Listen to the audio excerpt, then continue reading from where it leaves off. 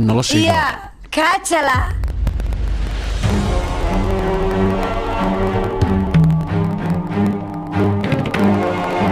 أنا ما قصنا يا أستاذ يا نورا قوية gabadheeda waxaan wax dhici kara ma ahan ninkaasna adiga ayaa iska leh qalbigaaga qeyr u sheeg marka maxaa kugu arrin kale oo muhiim ah waan ku xasuusinayaa mar dambe kaajal waxyaalo noocaas oo kale ha ka sheegin waayo haddii kale labadeena ayaa isku xumaanaydee sida ugu dhaqsaha badan leh ayaan ku soo kaxaysan lahaa gurigan ku keeni lahaa maya macquul gal ma noqonayso sidaan kadiska oo fudud suurtagal kuma noqon karto maanta aad iyo aad u faraxsan tahay waxba iga qarinaya ii sheeg eedo waxaa jiro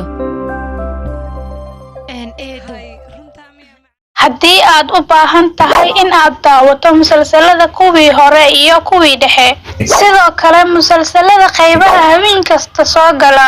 haddaba sidee ku daawan kartaa ugu horeyn la xiriir WhatsApp nambarka shaashada saaran balaas 252 halkaas ayaa lagugu soo diri doonaa dhammaan musalsalada mahadsanidin